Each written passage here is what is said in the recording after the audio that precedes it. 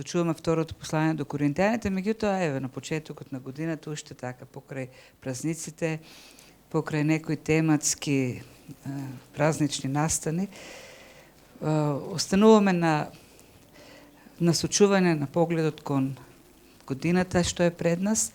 Минатиот пат говоревме за надежта што можеме да имаме во Бог и покрај тоа што оваа година не изгледа многу така надежна, иако прогнозите се очајни и во поглед на економијата, здравството, сепак нашиот поглед е насочен кон Бог, кој може да направи далеку над нашите очекувања, можности, бидејќи тоа е над секоја околност.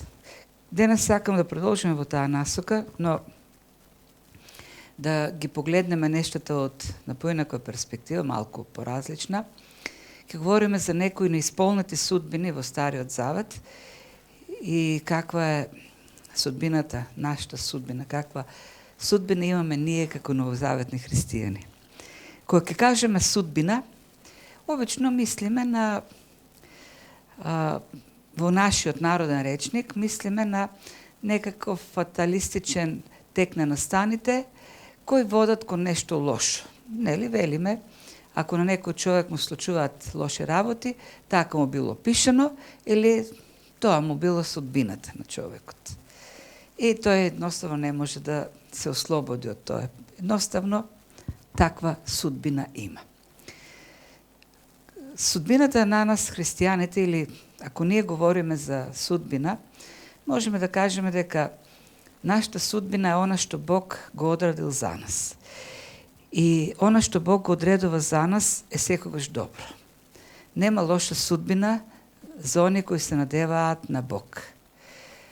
Бог за секого има некаква цел, Бог за секого има некаков план, Бог има некаква предодреденост за луѓето.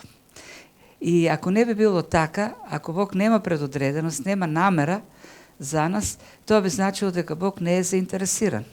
Тоа е некаков деистички Бог кој создал, го оставил во движење созданието и сега безгрижно, тоест незаинтересиран за нас, си суштествува некако трансцендентно, одделен од нас, независен од нас. Меѓутоа не е така. Библијата ни кажува дека Бог има намера за човекот, Бог има план за човекот, Бог има цел. И таа цел секогаш е добра. За жал, ние, луѓето, не ги исполнуваме тие Божи намери за нас. Ние се водиме од наши некакви планови и ние одиме кон некои наши судбини. Не она што Бог има како судбина за нас, туку нешто што ние според нашите апетити, според нашите суети следиме и така ја губиме она цел, она намера што Бог има за нас. И Библијата е полна со такви луѓе. Ние можеме да видиме дека Бог имал намера за секој еден човек во библиската историја. Многумина од нив, за кој Бог имал големи намери, почнувале добро, ги остварувале тие намери. Меѓутоа, со текот на времето некако застранувале и наместо да исполнат онаа судбина што Бог има за нив, тие запаѓале се повеќе во нивните човечки патишта и на крајот ги помниме ние во историјата, во библиската историја, како луѓе кои не ја исполниле таа судбина или таа намера што Бог има за нив. Почнале славно, како што Бог имал намера, но завршиле трагично. Ќе видиме 4 такви личности од Стариот Завет, за да потоа преминеме кон новиот, тоест да преминеме кон нас како новозаветни христијани. Ајде да видиме прво, да го видиме Саул. Што Бог имаше за Саул? Саул е првиот цар на Божиот народ.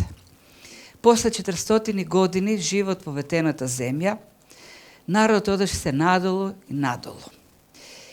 Божјата намера за народот беше да ја насели земјата каде што тече мед и млеко, да ги покори сите народи и да господари. Меѓутоа што се случи?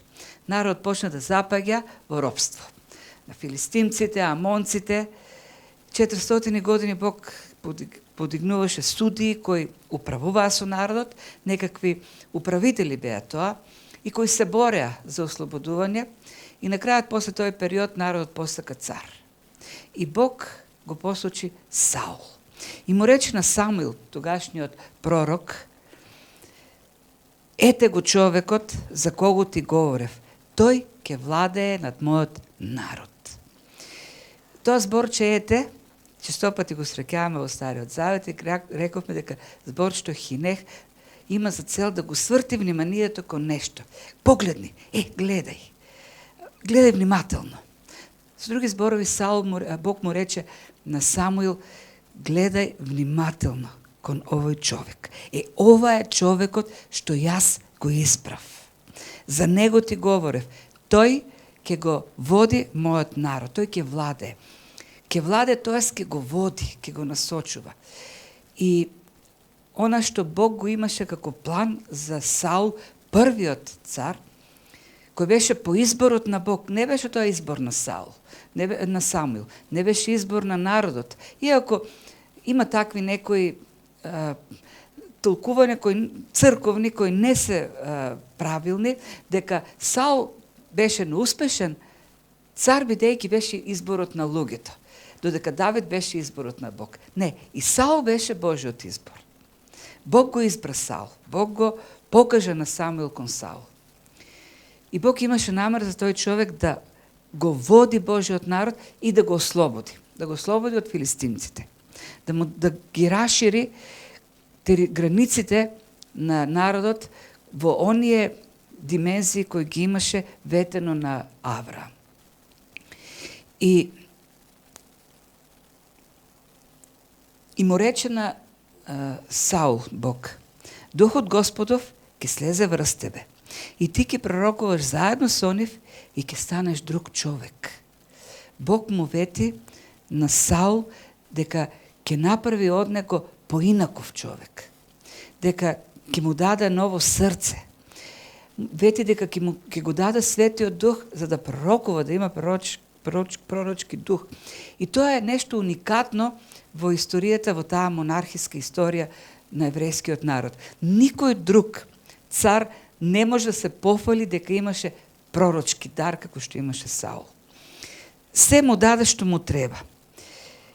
И кога се сврте Саул да си оди од Самуил, вели Бог му даде друго срце. Навистина Бог му даде друго срце. И тогаш Самуил му кажа нешто прекрасно. Му рече на Саул, кога тргна да си оди: Саул, Бог е со тебе. Со други збори му рече: не плаши се, биди уверен, биди сигурен, биди смел, зашто Бог е со тебе. И гледаме овдека се што треба Саул имаше. Прво, Бог го избра, му даде ново срце, му го даде Светиот Дух, му даде пророчка дарба, му даде еден пророк како Самуил, еден од најголемите пророци во Стариот Завет. Се имаше. Мудро, се му даде. И Саул почна добро. Првата битка што ја имаше беше против амонците, буквално Бог ги уништи амонците. После таа голема победа, кога се враќаа евреите, веќе охрабрени, восхитени од водството на Саул, кај многумина се јави некоја така желба, потреба да ги уништат сите противници на Саул. И пишува таму, кога се враќаа назад после битката, рекоа: кои беа тие што велеа да Саул ли ке царува над нас? Имало некоја мала опозиција што се сомневала дека Саул може да биде цар. И тогаш народот, војската, вели: ајде да ги уништиме, дајте ги тие луѓе да ги убиеме. Сите оние што се сомневаа, сите оние што не обесхрабруваа да го следиме Саул. Меѓутоа, што рече Саул?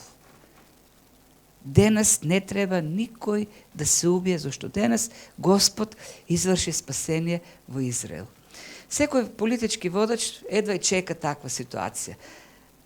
Да добие поддршка од народот, од војската, да се справи со сите противници, со целата опозиција. Представете си политички водач кој има можност да се справи со опозицијата и да каже: не, нема да правиме ништо. Бог е тој што ни ги дава победите. И така Саул тргна добро, одеше добро. Божјата намера за Саул беше до крај да го изврши тоа, до крај да го ослободи народот, до крај да го води. Воден самиот од Бог. Меѓутоа, што се случи?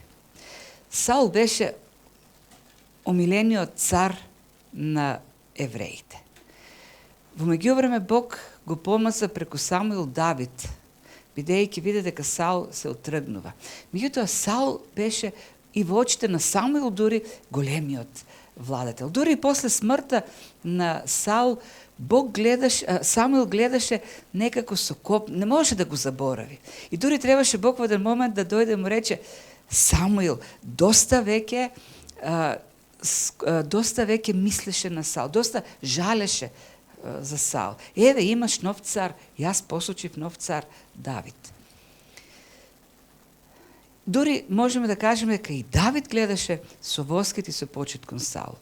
Имаше на два пати можност кога веќе Саул почна да го гони за да го убие. Дури во таквите ситуации кога Давид имаше два пати можност да го убие, го фати два пати во кјоше, сега нема да ќе објаснам ситуациите.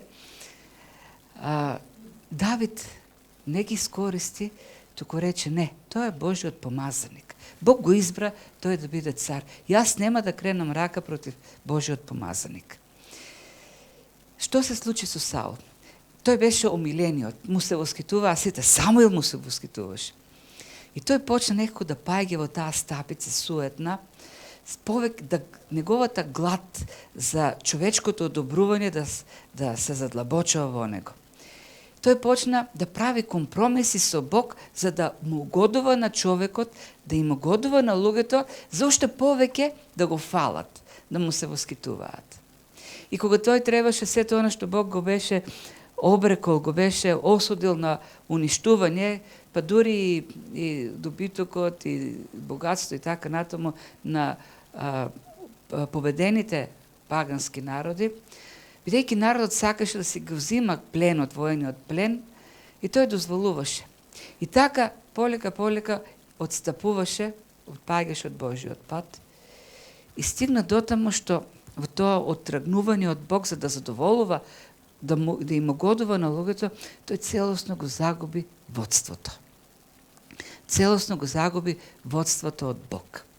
И оној кој беше избран од Бог да го води народот, бидејќи самиот беше воден од Духот, на крајот до таму стигна, толку жална стана неговата ситуација, што отиде да бара водство од една вештерка. Една паганска вештерка, нешто што беше најголемата, така да кажем, во Стариот Завет, гадост пред Бог. И ова е се така некако последните изјави, една од последните изјави на Саул, рече: многу ми е тешко. Филистијците војуваат против мене, а Бог отстапи и повеќе не ми одговара ни преку пророци, ни насон. Никако Бог веќе не ми говори. Затоа те повикав, и тој го кажа на таа вештерка: затоа те повикав, за да ме поучиш што да правам. И човек кој имаше пророчки дух, прашува една вештерка што да прави. Па толку ли не знаеше тој човек што да прави? Тој го имаше Самуил, тој го имаше Словото и не знаеше што да прави.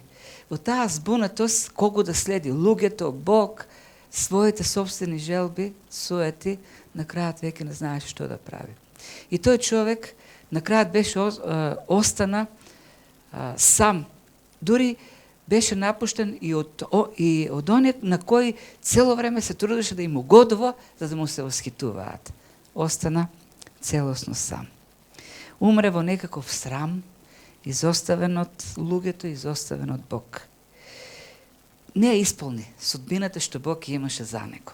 Големиот план што Бог го имаше за Саул, да биде големиот цар кој ќе го ослободи народот од робство, кој ќе го води народот. Друг таков човек е Самсон. Се враќаме малку назад во историјата на евреите, во време на судиите. Самсон имаше исто така судбина. по-народски кажано. Бог имаше голем план за него.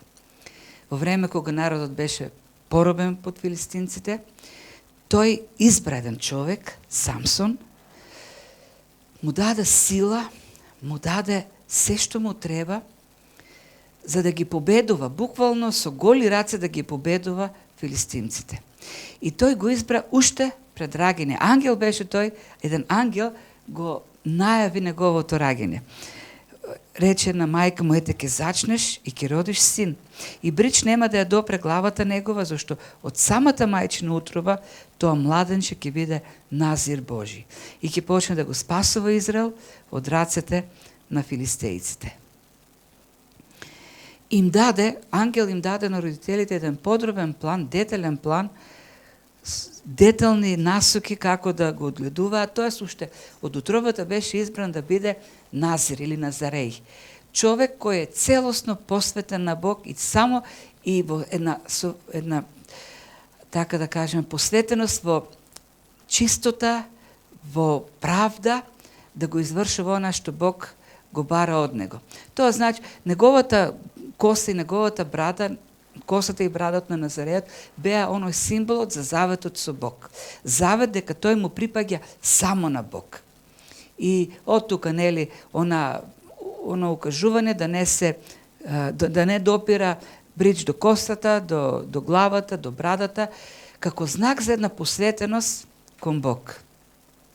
Не смееше во таа потполна чистота, која значи целосна одделеност за Бог, нели, тоа е одделеноста, тоа е светоста. Една целосна припадност кон Бог.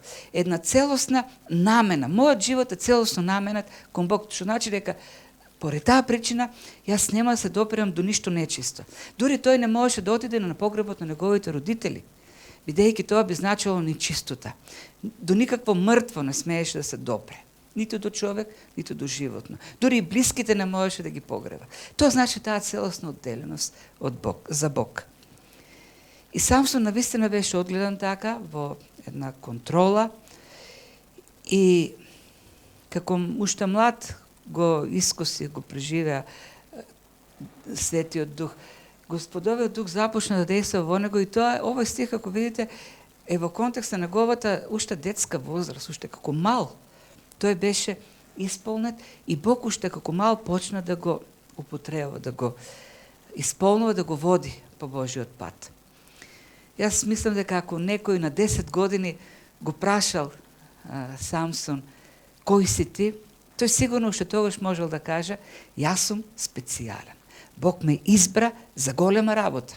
Јас сум назир, Божи назир, јас сум тој кој ќе треба да го ослободи народот и да го води. Тоа што од мал знаеше кој е, зашто е издвоен од Бог, која е Божјата судбина за него. И тој почна добро. Тој 20 години го водеше народот и се покажуваше силата, Божјата сила во неговата служба како судија, како Божи, како управник над народот, како некој што треба да решава проблеми меѓу луѓето, но и да ги води во победата против филистимците. Меѓутоа, повторно се случи нешто. Нешто што тој никако не смееше да го прави. Почна срцето да му се полни со грев. Почна да гледа кон филистимските жени и тоа кон блудниците. Почна да забегува кон проститутките, така кажано народски. Почна да кокетира со гревот. Кокетираше со Далила. И почна да ја предава некако, да го предава заветот, тоест оној момент од неговиот живот, косата која беше знакот за неговата припадност кон Бог. Кога Далила го прашуваше во што се состои, која е тајната на твојата сила, тој криеше дека тоа е заветот со Бог, неговата коса. И во еден момент тој и дури тоа го предаде, рече, ако мојата коса се биде одсечена, тогаш јас ќе загубам силата, зашто тој завет, таа припадност кон Бог. И се случи тоа. Со извама, со итрена, тоа загуби силата бидејќи го предаде Бог. И како тој човек кој имаше таква судбина, кој беше избран за таква голема работа, како заврши тој човек? Беше ослепен, кога го фатија филистимците, го впрегнаа како добиток, како вол, да ја турка мелницата на филистимците. Тој служеше за подигрување. Со него се подигруваа филистимците, му се смееа. Така му се одмаздуваа за сите порази што им ги нанесе. Како добиток, како вол туркаше, им произведуваше жито, брашно на филистимците. Има една сцена на крајот кој така изгледа како тој се врати на вистинскиот пат, кога последните секунди од животот ги помина така победувајќи филистимци. Меѓутоа и тука имаме пак некаква суета негова, лична одмазда. Што рече. Чекај. Добро, не сум го ставил, ќе го прочитаме текстот. Да.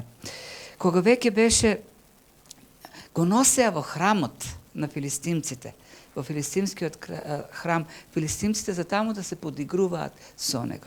И тој кога беше во храмот ослепен, посрамен, пишува дека се сврте кон Господ и побара сила. И Бог му даде сила, но зошто ја побара силата?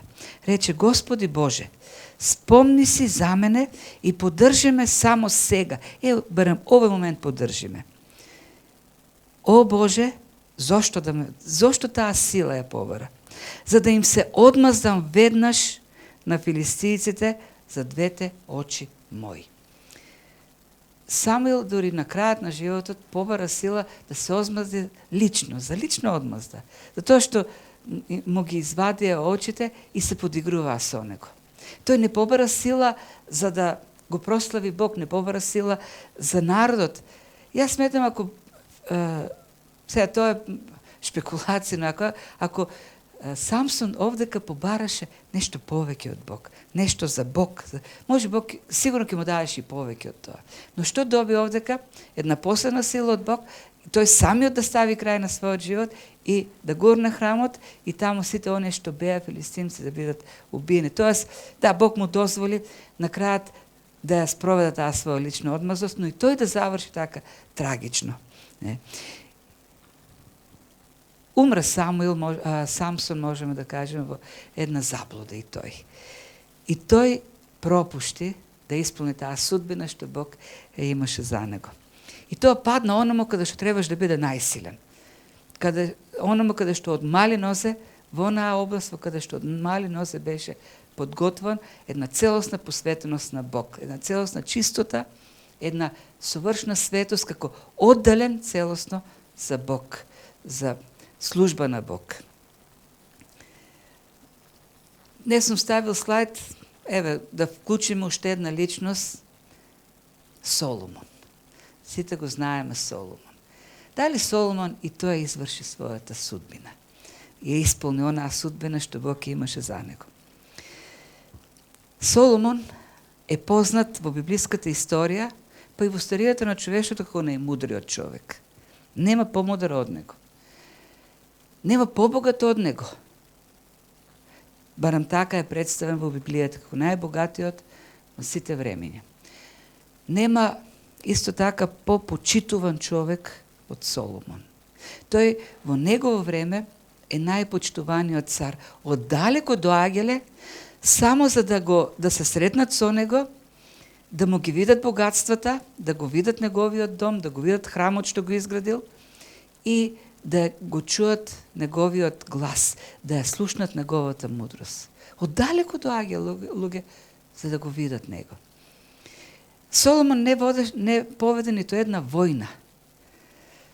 Тој освојуваше територии, бидејќи околните цареви му ги даваа туку така, склучуваа со него сојузи, бидејќи го сметаа за премногу мудар за да војуваат со него. Почитуван човек. Бог немаше намера на вистина Соломон да војува. Тоа беше задачата на Давид. Давид го помина животот во војни. И Давид е оној кој што ги совлада тие противници, а потоа со дипломатија како со својата мудрост, дипломатичка, со политиката, потоа Соломон ги расшири границите до крај, максимално. Задачата на Соломон всушност беше она што на Давид нема беше овозможено. Давид го сакаше. Давид сакаше да изгради храм и да го некако утврди поклонението на Бог во Ерусалим и во Јудеја. Но Бог му рече, не, тоа не е твојата работа. Твоите раце се извалкани со крв. Твојата задача е да војуваш. Твојот син, тој ќе го изгради храмот. И тој ќе го зацврсти поклонението кон Јахве во Јудеја. И Соломон почна така, изгради храм. Изгради еден голем, убав храм. И навистина почнаа тука во храмот оние богослужби, поклоненија, празници. Почна оној живот, духовен живот, да оди така нормално. Тоест, идејата беше Соломон на тој начин да го исчисти, да исчисти ветената земја од сето идолопоклонство. Само тој можеше да го направи тоа, зашто тој беше ослободен од водене војни, беше мудар и можеше, така да се каже, спокојно да го ослободува народот и сета земја од идолопоклонство. Да ги уништи сите идоли, да ги уништи сите оние жртвеници што беа поставени, кумири на високите места и што стое од старите народи. И Соломон почна добро, изгради храм. Меѓутоа, што се случи со тој Соломон? Тој Соломон почна полека, така некак воден од таа слава, од гордоста, почна да го полни својот харем со жени. 900 жени имаше во харемот. Тие жени, мнозинството беа од другите народи, принцези, секакви. И кога тие почнаа да доаѓаат во Ерусалим, тие бараа да имаат своји места за поклонение. Во Ерусалим така еден по еден храм на туги богови, во Ерусалим беше создаден нешто како овдека наводна улица на амбасади. Улица на храмови. Колку што тугинки тој доведе во храмот, толку туги храмови изгради. Човекот кој што требаше да го утврди поклонението кон Јахве, кој требаше да исчисти земјата од идолопоклонство, ја наполни со туги храмови. Се предаде на задоволства. И како заврши тој човек? Читајќи ја книгата Проповедникот, ние гледаме еден старец, еден човек кој е разочаран. На се она што го искусил во животот, тој гледа како на суета. Најчесто повторуваната фраза е суета на суетите. Мојот живот беше една голема суета. Суета на суетите, се е суета. Тој гледаме на крајот не наоѓа наслада ниту во големата мудрост што е имал, ни во многуте книги што ги прочитал, ни во многуто задоволство што ги имал, ни во многуто богатство што го стекнал, ни во убавите куки што ги палати што ги изградил. Разочаран од животот, зашто на крајот сепак треба да признаеме, разбира дека само стравот од Господ, поклонението кон Господ значи нешто. Но тоа е животот на најмудриот човек, на оној кој требаше да биде најмудар и оној кој требаше да го исчисти идолопоклонството во Израел. Тој влезе познат во историјата најмногу со онаа суета на суетите. Се е суета, се е гонење на ветрот, нема смисла ништо. Соломон, според мене, ја пропушти судбината, не ја исполни. И ќе завршам со Осија, еден од највеликите цареви во Јудеја. Тој е заедно на високо место заедно со Давид и Соломон. Тука е Осија или Озија. Озија е царот кој Бог го избра исто така да го врати вистинското поклонение во Јудеја, кое со векови, со стотици години запаѓаше, народ се оттргнуваше од Бог, Ваал стануваше се поприсутен во поклонението, дури го измеси целосно поклонението кон Бог, ваализмот. Само на 16 години кога беше само 16 години, Озија стана цар во Јудеја. И што направи Озија? Тој, воден од мудроста, од духот, почна да го прави оно што Соломон требаше да го прави. Да го чисти народот, да ја чисти земјата, да го чисти царството од идолите. Тој ги урни се идолите, дори они во храмот што беа поставени, до таму се стигна со идолопоклонството. Го најде заветот со Бог, го најде Светото писмо. Го однесе во храмот, ги свика свештениците кои веќе беа станати идолски свештеници. Го обнови поклонението. Го повика народ, пред народот го прочита заветот, го обнови заветот со Бог. Склучи повторно завет со Бог. Воведе богослужби, поклоненија. Еден навистина голем цар. Направи духовна реформа. Една од најголемите духовни реформи во Стариот Завет. И по тоа остана познат, по тоа остана запамтен. Покрај него го имаше големиот пророк Захарија, кој го водеше, кој му даваше откровенија од Бог, пророштва. И така, воден од сето тоа, Озија управуваше добро. Еден од најголемите цареве во Јудеја. И за него пишува во Второ летописи 26 глава: и се прочу неговото име надалеко, зашто се беше зацврстил чудно и беше станал многу силен. Имаше успеси на секој план. Народот го почитуваше, луѓето го почитуваа.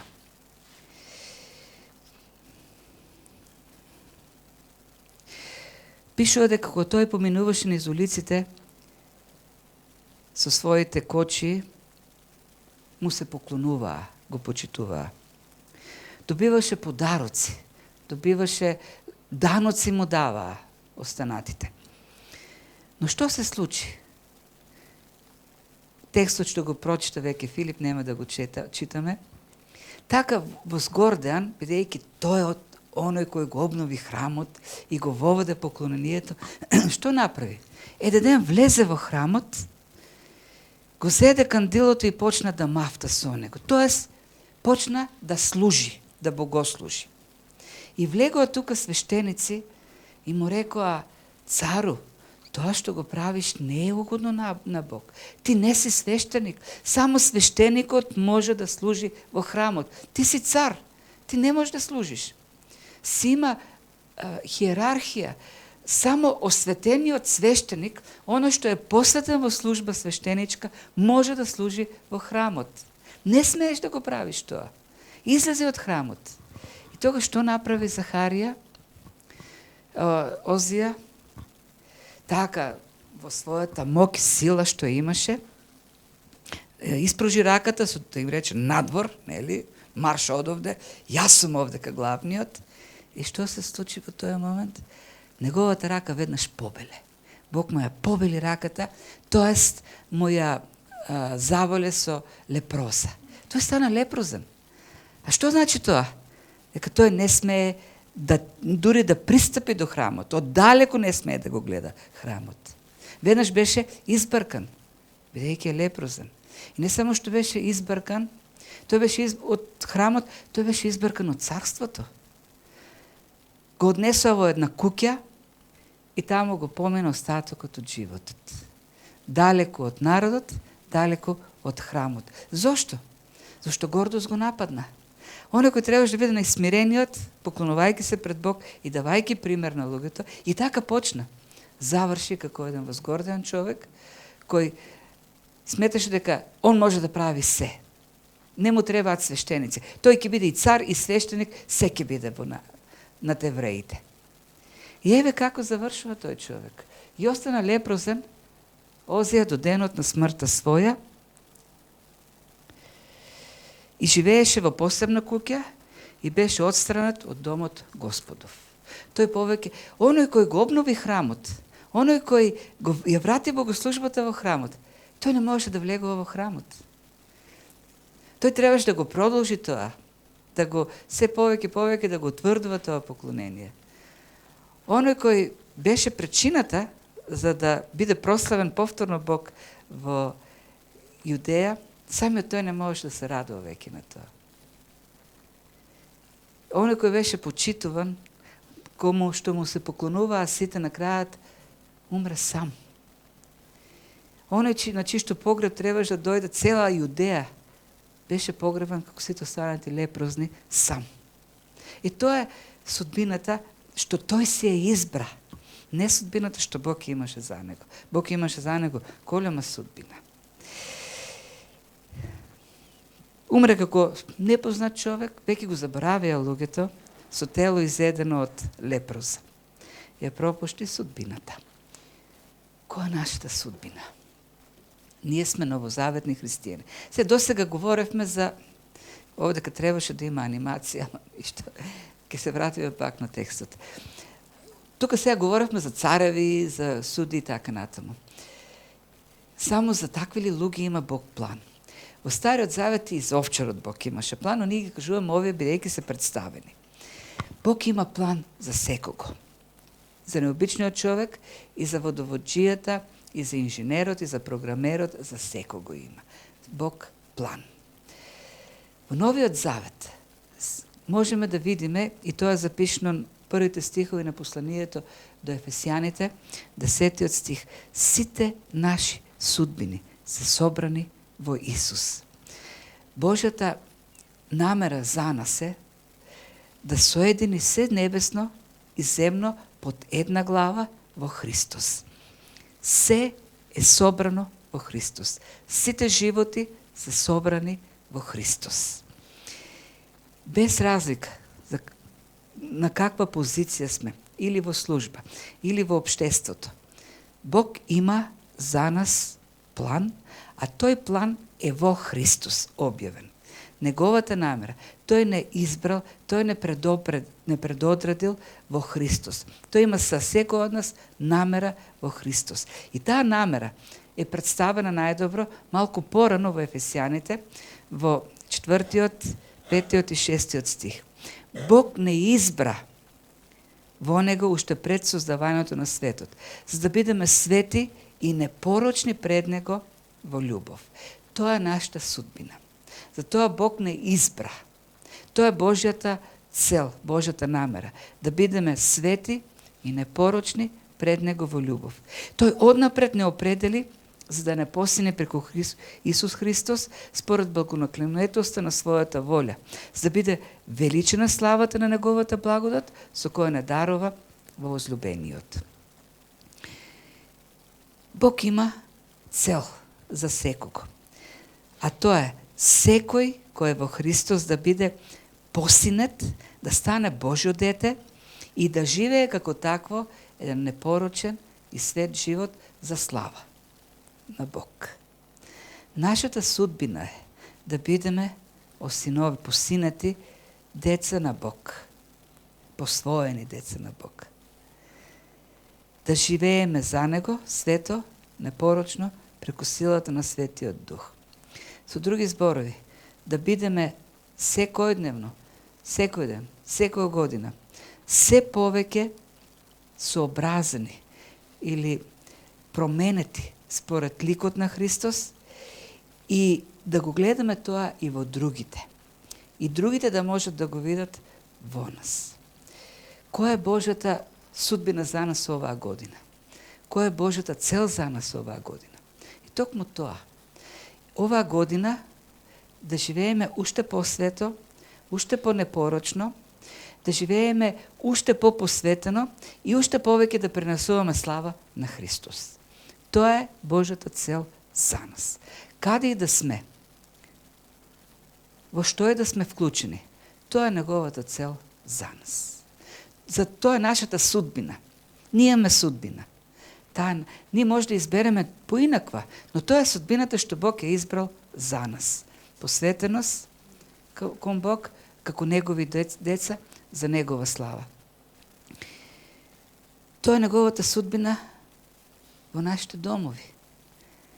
Секој сопруг во неговото семејство да биде попосветен на семејството оваа година, да биде попосветен на Бог оваа година на своите деца да биде уште подобар пример во следењето на Бог. Тоа е Божјата судбина за секоја сопруга.